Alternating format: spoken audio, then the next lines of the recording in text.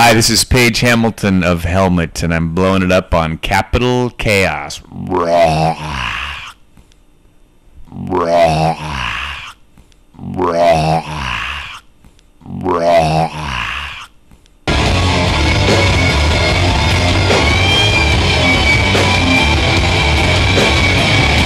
Or it might be some new noise. Yeah, or might Or really that pitch, or might make people really sick to their stomach. Yeah, Oh.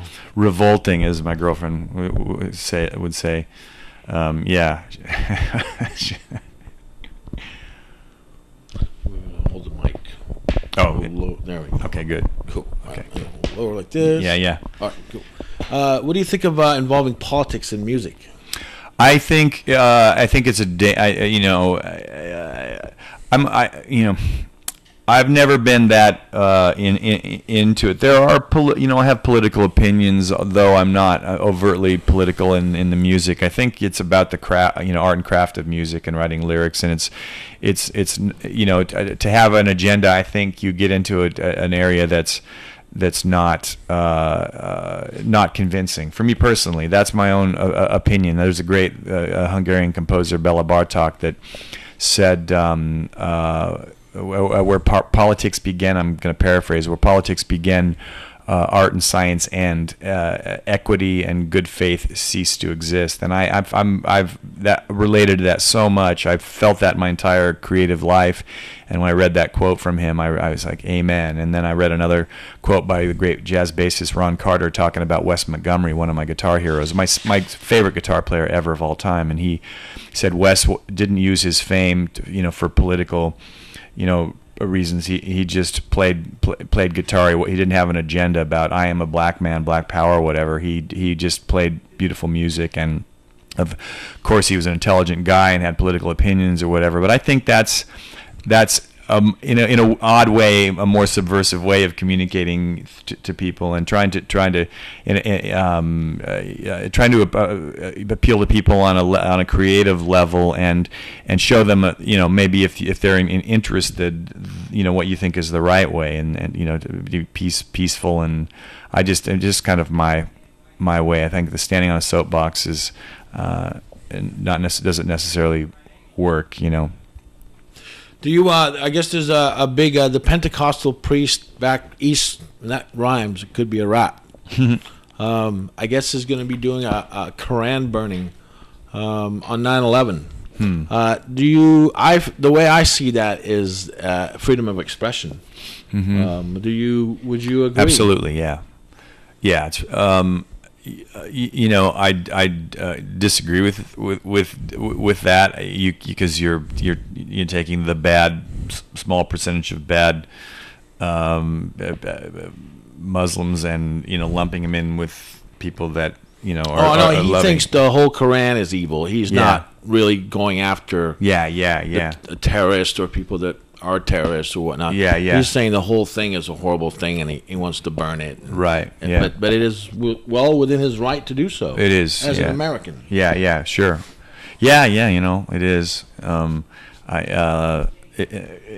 Like I said, I think we were playing in Hamburg last year, and it was the last show of this famous punk rock dive, a total crap hole. I mean, one of the biggest crap holes we've ever played, but it was packed to the gills. It sold out long in advance, and there was a kid there that was a neo-Nazi, and he had his shirt off, and he said something about fucking hippies to me, and I just reached out and grabbed his arm and like this, and I said, hey, man, everybody's welcome here, and there's no, we don't do that shit. It's like there's no fucking hippie, and it's like, and he went out and came back with his shirt on and was peaceful and watched the show. And I think sometimes kids get confused and they can get led down the wrong path, and there's you're never gonna accomplish anything, I think, with hatred. I mean, it doesn't accomplish anything, and you don't know what somebody's been through to get to that point in their life,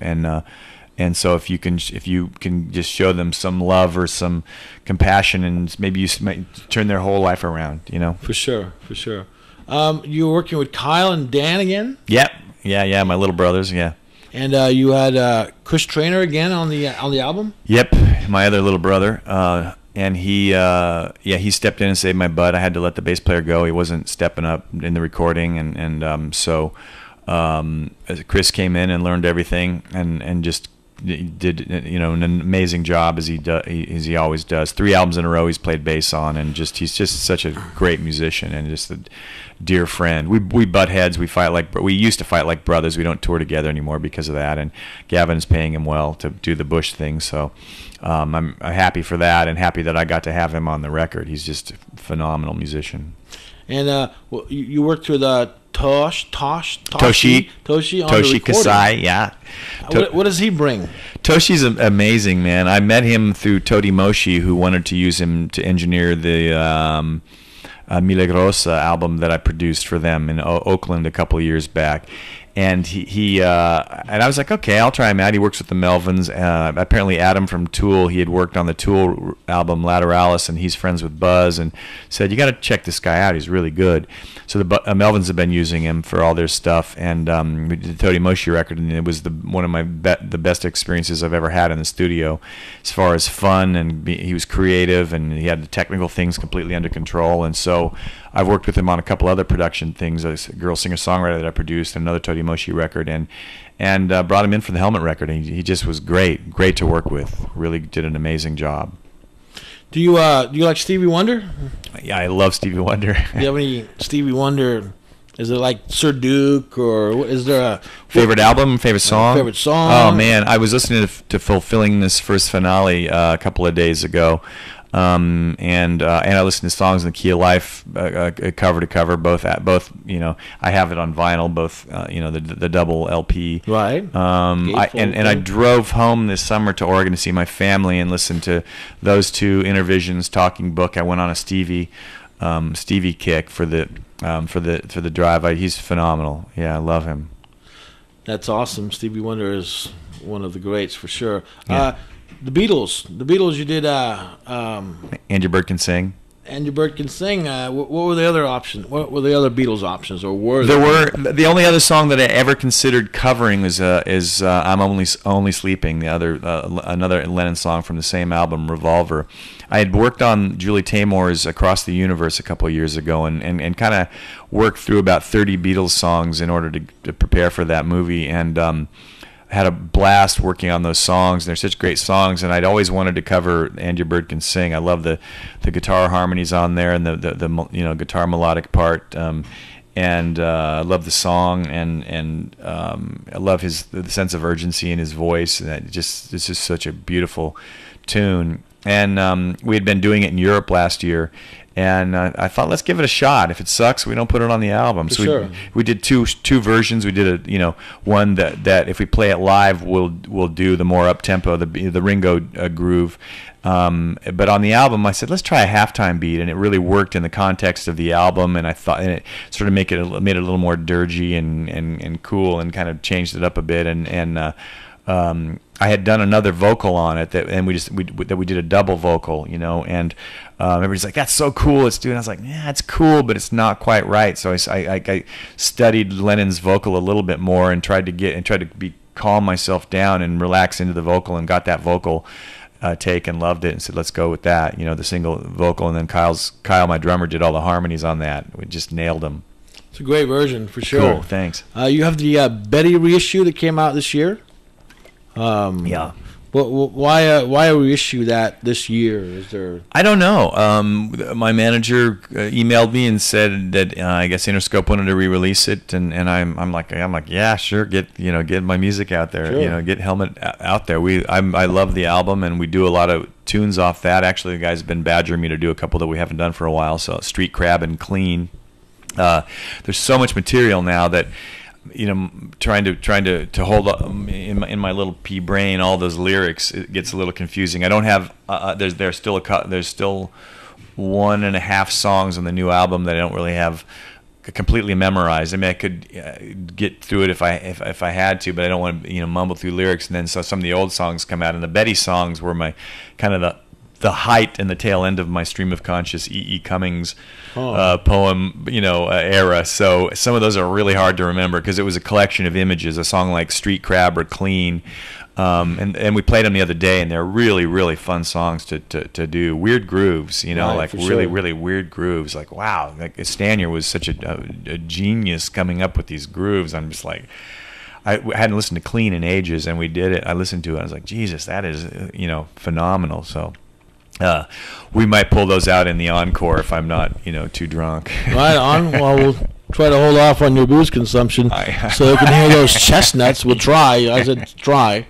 And then finally, 200 Canvases is cool. More Hamilton Loveliness. Yeah. That came out of the blue. Boy, I'll tell you.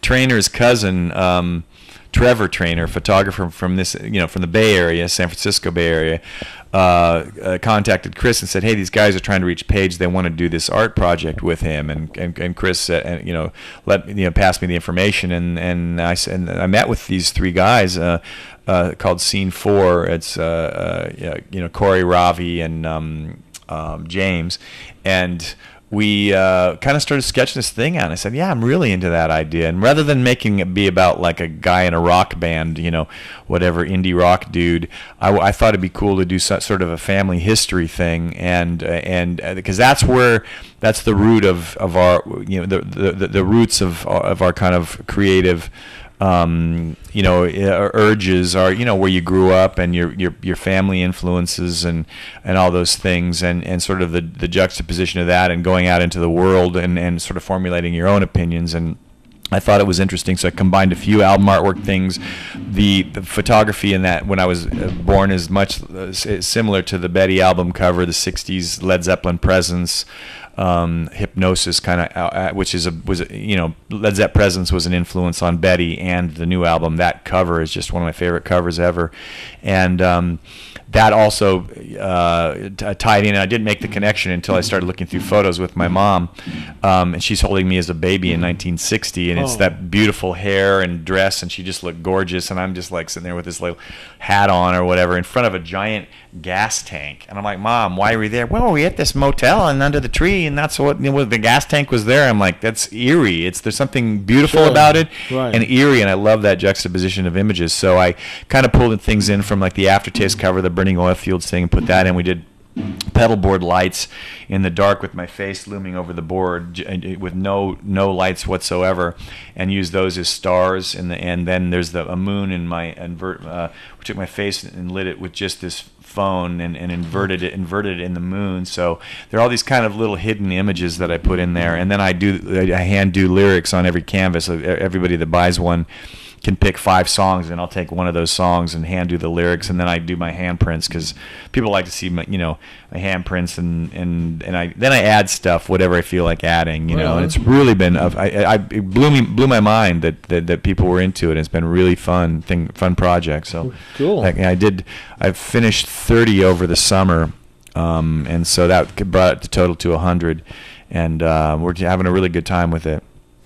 Well, we appreciate it as fans that you're bringing such personalized objects available for us, and I hope you continue. I absolutely will. Yeah, I think there's no other way at this point. I mean, I love that after 21 years, that I'm still able to go out and play and stuff. And everybody knows after the shows, I jump down and hang with people and sign stuff and talk about whatever they want to talk about. So I think, and everybody's like, you never get online and you never do this stuff. And it's like, it's really time consuming, I think. And I know people Twitter, and they've asked me to Twitter and tweet and do Facebook and MySpace, and I just don't. I'd rather kind of keep my creative endeavors moving forward and try to become a better musician and a better singer and songwriter and everything, and then do the shows and then talk to everybody and hang out, and that for me is the most fun anyway. So I think we're covering things pretty well on this tour, and then we'll do another tour in the spring, February, March, and cover other markets. And some people want us back already before we've even played there because ticket sales have gone really well. So nice. Hopefully tonight. I love this town. There's something about this town that's going to be good. Deftones are from here, and right. And I know Steven and Chino and stuff, and so we'll we'll have a good time tonight. It should be good, cool. And maybe get hammered. I'll You have a see. reputation for getting hammered somewhat. I do my share of drinking. I am Scottish, Welsh, and German, and Irish, so I have all the drinking genes. Then I have the little bit of American Indian that makes me sort of, once I get past a certain point, I'm too drunk, and that's when I'm standing on the top of the bar, But in Paris, I bought a round of drinks for 10 strangers, and I have no recollection. I was drinking cachaça, that those caipirinhas that they make in Brazil. We were on a kick after Brazil but I just actually did a hippie juice fast, so I've had 2 beers in the last couple of weeks. I'm being good. I thought, I'm going on tour, I better ease into it. So. Well, if there's any of us that want to buy you a drink, no shots, please. Do you have a preference? I'm a Scotch drinker. Okay. So yeah, if somebody wants to be so generous as to buy me any lovely single malt Scotch, Macallan is always a favorite of mine. And, there we so, go. Yeah. There you have it. I have champagne taste on a beer budget. If you want to buy me a beer, that'd be great too. So nice. Well, thank you for your time, Paige. Paige. Yeah. All right. Thanks again. Good to see you again. Likewise. Cool. Likewise. Cool.